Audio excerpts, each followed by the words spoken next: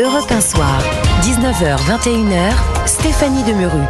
Et place au débat, on décrypte l'actualité avec nos invités. Jean-Michel Salvatore, consultant, communicant et chroniqueur politique. Bonsoir Jean-Michel. Bonsoir Stéphanie.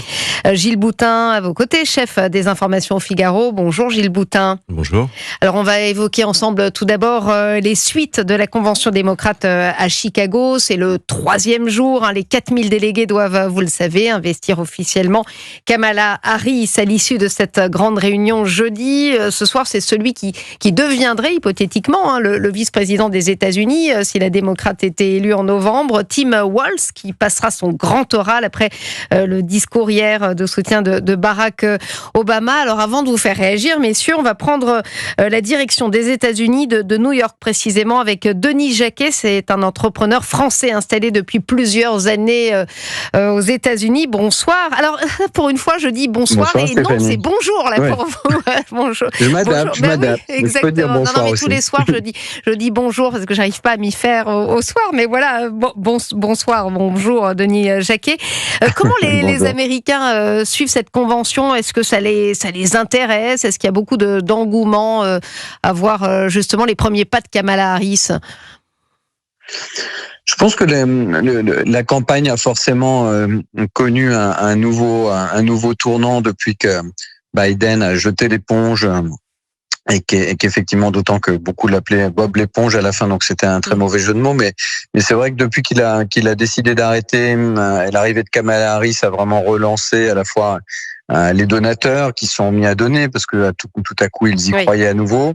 Ça a intéressé un certain nombre de votants aussi qui peuvent éventuellement se sentir proches, soit parce qu'ils ont une origine asiatique ou noire américaine, et en se disant tiens c'est la première fois, c'est quand même assez exceptionnel et c'est bien. Donc oui, je veux dire, on n'est pas aussi café du commerce aux États-Unis que la France peut l'être pour la politique, mais quand même c'est à nouveau un débat qui intéresse les Américains qui le considéraient un peu comme plié du temps de Biden et surtout après l'attentat de Trump où on avait la sensation qu'il marchait sur l'eau. Ouais. Alors ce soir, on le disait, c'est Tim Walz qui passera son grand oral. Oui. Alors Tim Walz, dont le président du Parti démocrate dit qu'il est cet oncle avec qui vous voulez passer du temps chaque fois qu'il vient à la maison. Vous êtes tellement impatient, dit ce président. Comment il est perçu ? Est-ce que les Américains le connaissent ? Alors comme c'est un grand pays, donc et les Américains, sans arrogance aucune dans mon propos, mais comme les Français, en France, on arrive à peu près à connaître tout le monde, et encore si on demandait aux gens de citer plus de 5 membres du gouvernement actuel, je pense qu'ils en seraient relativement capables. Oui, les États-Unis, c'est très grand, donc c'est assez compliqué. Il y a des gens qui émergent à la dernière minute. Qui sont plus ou moins connus, mais lui n'était pas quand même d'une grande notoriété. Oui. On cherchait un personnage un peu rassurant, et puis Kamala Harris a continué heureusement à soutenir Israël par rapport à ce qui se passe à Gaza, ou en tout cas sur un certain nombre d'aspects. Et finalement, elle n'a pas pris Shapiro parce qu'elle pensait qu'elle ne devait pas en faire plus que ça. Et que prendre en plus Shapiro, c'était un élément indirect de soutien à Israël où la communauté était juive trop importante. Oui, c'est vrai qu'il faut préciser aux auditeurs qu'il y a quand même des manifestations pro-palestiniennes en marge de cette convention à Chicago. Vous restez avec nous si vous le voulez bien, Denis Jacquet. On va faire réagir nos invités. Jean-Michel Salvatore, c'est vrai que Kamala Harris, c'est un petit peu le mauvais canard, le vilain canard qui est devenu la coqueluche. On ne sait pas ce qui s'est passé d'un coup de baguette magique aussitôt quasi investie, elle est devenue populaire. Elle est devenue... Alors, on va voir, mais c'est vrai que ce qui a tout changé, c'est le débat télévisé entre Biden et Trump. Parce que finalement, jusque-là, c'est vrai que les faiblesses et les absences de Biden étaient un secret de polichinelle, était pas mal camouflé par l'entourage de Biden. Et là, on a vu, tous les Américains ont vu à quel point finalement Biden avait vieilli et à quel point finalement il y avait une très grande différence de santé mentale et d'acuité entre Trump et Biden. Et c'est vrai qu'à partir de là, tout s'est enclenché. Et ce qui est assez étonnant finalement dans cette affaire, c'est que d'une certaine façon, en un mois, la peur a changé de camp. Ouais. C'est-à-dire que jusqu'à la candidature de Biden, les démocrates se disaient au fond, c'est fichu, on va prendre une tôle monumentale parce que finalement, on a un candidat qui n'est pas un bon candidat et qui a des faiblesses qui sont tellement criantes qu'on aura beaucoup de mal à mobiliser. Et face à Biden, on avait un Trump qui était très sûr de lui et qui en plus a su profiter d'une façon tout à fait exceptionnelle de l'attentat dont il a été victime. À partir du moment où Biden a fini par se convaincre lui-même qu'il fallait qu'il arrête, en fait, la peur a véritablement changé de camp. Ce ne sont plus les démocrates qui ont peur de perdre d'une façon assez lamentable, mais c'est maintenant Trump qui se dit au fond, la partie n'est pas gagnée et ça va être très difficile. Et c'est vrai que les jeux sont extrêmement ouverts. Alors, elle n'est pas perdue non plus parce qu'on est à quelques mois des élections. Gilles Boutin, c'est vrai en tout cas que les sondages se resserrent, notamment dans les États clés. Ça a en tout cas, cette situation poussé Donald Trump à changer de stratégie électorale, c'est le moins qu'on puisse dire. Oui, ça va l'obliger à changer de registre, mais on sent qu'il ne sait pas encore par quel bout prendre son... Il revient à ses outrances d'ailleurs. Exactement. Il s'était assagi, mais... Ce qui pour l'instant va a priori le pénaliser. Mais je voudrais revenir sur l'engouement qui semble se déployer autour de Kamala Harris, qui semble pour moi être plus l'émanation d'un soulagement. C'est-à-dire qu'on n'est pas dans une adhésion comparable à celle qu'on avait pour un Obama à l'époque. N'oublions pas qu'elle est vice-présidente. Or, qu'est-ce que le qu'elle n'était pas populaire, enfin, je le rappelle, parce qu'on semble l'oublier quand même. Absolument pas. On passait son temps à la critiquer pour ses interventions toujours un petit peu aléatoires. Elle avait été incapable de se positionner sur les questions migratoires, en tout cas en balbutiant. Donc, n'oublions pas que c'est une vice-présidente avant tout et que c'est un rôle extrêmement ingrat. Et il y a toujours un petit côté hold-up dans le rôle du vice-président lorsqu'il a la possibilité de saisir la faiblesse d'un président pour pouvoir lui succéder. Donc je dirais que son capital sympathie provient du fait qu'elle a apporté une solution au problème Biden et que les gens qui appréhendaient tellement de se retrouver de nouveau avec Trump se disent cette fois-ci on va pouvoir y échapper. Jean-Michel Savatin. Il y a aussi autre chose, c'est qu'elle essaye de réveiller l'esprit des Obama. Et on l'a vu avec la participation à la fois de Barack Obama et de sa femme. Il y a quand même chez les démocrates cette grande nostalgie de l'élection d'Obama et de la réélection d'Obama. Et on a bien vu qu'il y a chez les démocrates, et lors de cette convention, la volonté de ressusciter cette nostalgie, de ressusciter cette magie. Et c'est vrai que là, tout l'enjeu pour Kamala Harris, c'est de changer de statut. Elle était effectivement une vice-présidente qui n'était pas véritablement convaincante et elle doit se transformer en une candidate, pour le coup, convaincante et peut-être une présidente talentueuse. Donc c'est vrai que là, il y a un changement de statut qui doit s'opérer et il faut reconnaître, même si ça ne veut pas dire que l'élection est gagnée, évidemment non, mais il faut reconnaître que pour l'instant, c'est plutôt réussi. Denis Jacquet, vous êtes toujours avec nous en direct de New York. C'est vrai que Donald Trump... oui, vous êtes toujours là? C'est bon, Denis? J'entends un petit bip-bip. Alors, peut-être que Denis Jacquet va se reconnecter. Vous le disiez, vous parliez d'Obama. Alors, c'est vrai qu'on aurait vu peut-être les démocrates, en tout cas, rêver d'une Michelle Obama. Ils sont venus d'ailleurs tous les deux hier soutenir Kamala Harris. Ah voilà, on a récupéré Denis Jacquet. Denis Jacquet, c'est vrai que Trump, on dit tout le temps, il est très populaire au sein de son parti républicain, mais il y a quand même quelques dissensions et quelques voix réticentes à sa candidature et qui seraient prêts finalement, pourquoi pas, à virer leur cutie côté démocrate. Ouais. Alors il y en a deux qui viennent de lâcher le parti républicain, Gallagher et un autre congressman, j'ai oublié son nom, mais qui ont décidé d'abandonner leur poste, ce qui rend la majorité, je crois, à une voix au Congrès, ce qui est un vrai problème, même s'il y aura des élections dans la foulée sur le Congrès également là-dessus. Je pense que Trump a, dans un premier temps, bénéficié beaucoup de ce qui s'est passé avec l'attentat. Tout le monde s'attendait à ce qu'il prenne une espèce d'autre stature et qu'il prenne une avance telle qu'il ne pourrait pas être rattrapé. Il n'a pas bien su l'exploiter ensuite parce que il est resté un peu dans l'outrance qu'on lui connaît. C'est dommage parce qu'il avait un très gros coup à jouer là-dessus. Si j'avais été à sa place, il est extrêmement arrogant. J'aurais pris une femme comme comme colistière et non pas un homme. Enfin, je pense qu'ils ont fait beaucoup d'erreurs là-dessus. Mais en même temps, le débat est tellement polarisé, comme chez nous en France d'ailleurs, que de toute façon, les adorateurs de Trump adorent Trump, ceux qui détestent Kamala Harris détestent Kamala Harris, et c'est à peu près les mêmes. Donc, grosso modo, c'est une convention qui reste polarisée parce que Kamala Harris, pour une partie des États-Unis, c'est quand même une gauche qui tolère le woke de façon extrêmement forte, et ça plaît pas du tout.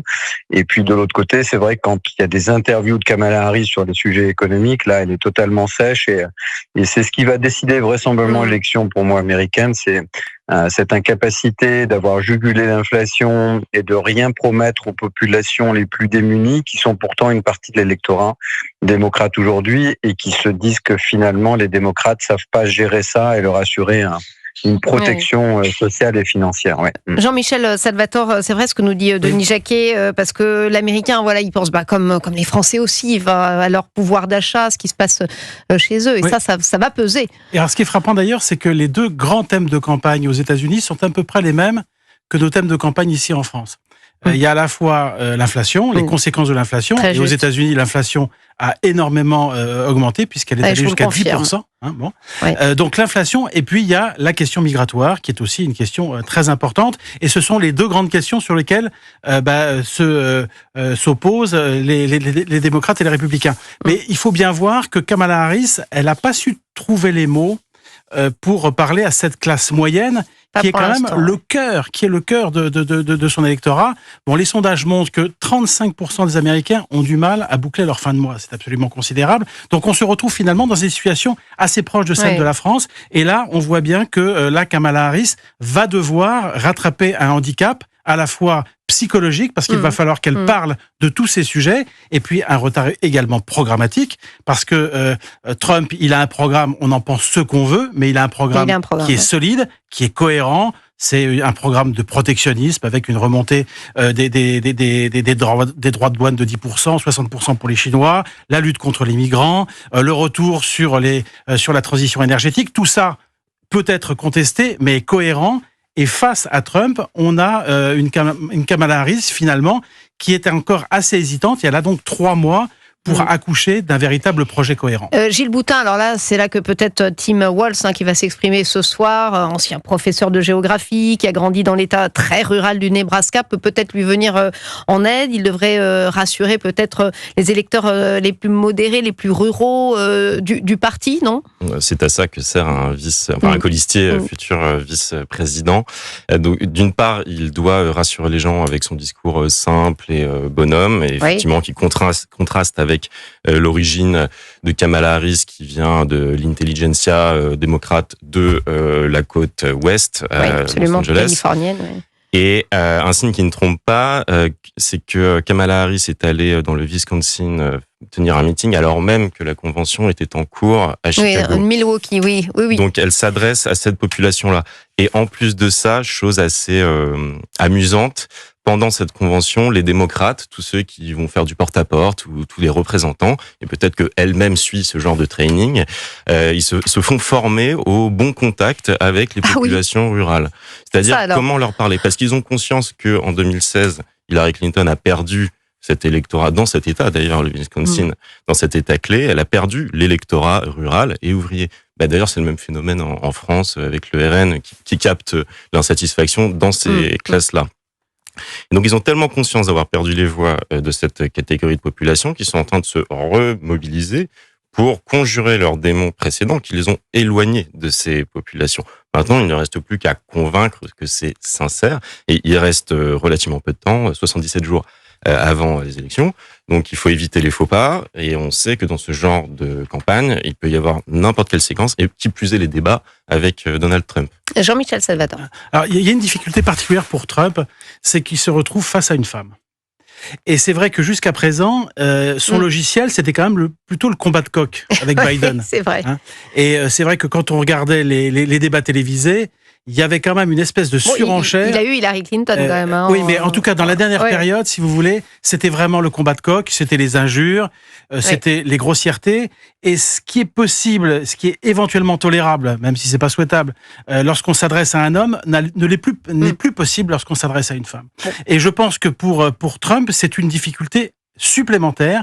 Comment va-t-il faire pour s'opposer d'une façon extrêmement ferme à Kamala Harris, sans tomber dans la grivoiserie et sans finalement et sans choquer l'électorat jeune et l'électorat féminin. Et je crois que c'est l'une des difficultés finalement du débat qui va avoir lieu dans quelques jours sur CNN. Denis Jacquet, justement, ce débat qui va avoir lieu dans quelques jours sur CNN, j'imagine que là, pour le coup, les Américains seront au rendez-vous. On prépare les pop-corn, quoi. Ah ben, là, c'est un peu la fête parce que entre le désastre du débat que vous citiez tout à l'heure, qui était vraiment un combat à sens unique avec un Biden qui était complètement perdu, désemparé, qui cherchait ses mots, qui se contredisait. Là, tout le monde se dit bon, cette fois, c'est Rocky 2, la revanche, et on va avoir quelqu'un qui est capable de rendre coup sur coup par rapport à ce que disait Monsieur tout de suite. C'est vrai. En même temps, Trump est Trump, donc du coup, il a moins d'hésitation qu'un homme ordinaire moyen en termes de retenue de coup. Et puis la deuxième chose, c'est que il essaye d'ailleurs depuis un moment de faire passer Kamala Harris comme un homme comme les autres. En fait, qui a vraiment eu aucune pitié pour les communautés noires et asiatiques quand elle était district attorney, etc. Et dire voilà, cette femme a pas de pitié, elle vous aime pas, elle essaye de vous séduire mais elle ne vous comprend pas. Bon, bref, donc du coup, il n'y aura pas de retenue. Alors le seul petit truc qu'ont trouvé les plateaux maintenant, comme vous le savez, hein, alors vous l'avez certainement noté, mais c'est que pour éviter justement ces coupures permanentes, maintenant les micros sont coupés. Celui qui a fini de parler, on coupe son micro pour que, et notamment Trump, il ne coupe pas la personne qui est en face de lui toutes les 2 minutes parce que ça rend le discours inaudible. Donc, mais ça va être intéressant parce que là, on va voir un petit peu à quelle hauteur Kamala Harris est capable de se rehausser, sachant que c'est très dur de discuter avec Trump parce que il affirme tout et son contraire avec une telle certitude que c'est plus des missiles de chaque côté qu'un véritable débat. Donc, mais ça sera intéressant parce qu'au moins ça va se tenir et je pense qu'il va l'attaquer sur ses résultats économiques et son inflation. Mais merci Denis. En tout cas, oui, Jean-Michel Salvador, pardon. Oui, je disais que dans les débats, Trump a un culot d'acier. Ah bah donc, oui, c'est vrai que c'est ce qui fait sa force certainement. C'est vraiment un interlocuteur difficile. Il n'écoute personne. Il a peur de rien. Il a peur de rien et il est quand même dans l'invective et dans l'injure. C'est vrai que là, dans une période récente, ce qu'il a pu dire sur Kamala Harris, qui a élevé les 2 enfants de son mari, mais ce ne sont pas ses enfants à elle.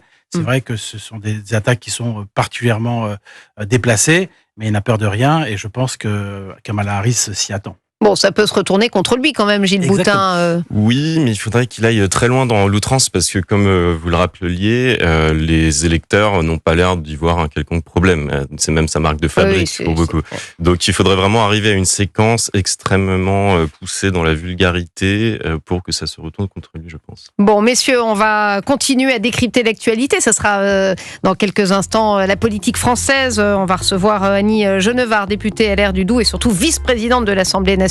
On a plein de questions à lui poser, notamment ce qu'elle pense du budget. On remercie Denis Jacquet qui retourne. Non, pas au lit. Non, ça va. Il est pas trop. Oui, il est 15h à New York. Ouais, ça va. Merci beaucoup en tout cas, Denis Jacquet. On vous retrouvera peut-être pour la suite de cette convention nationale.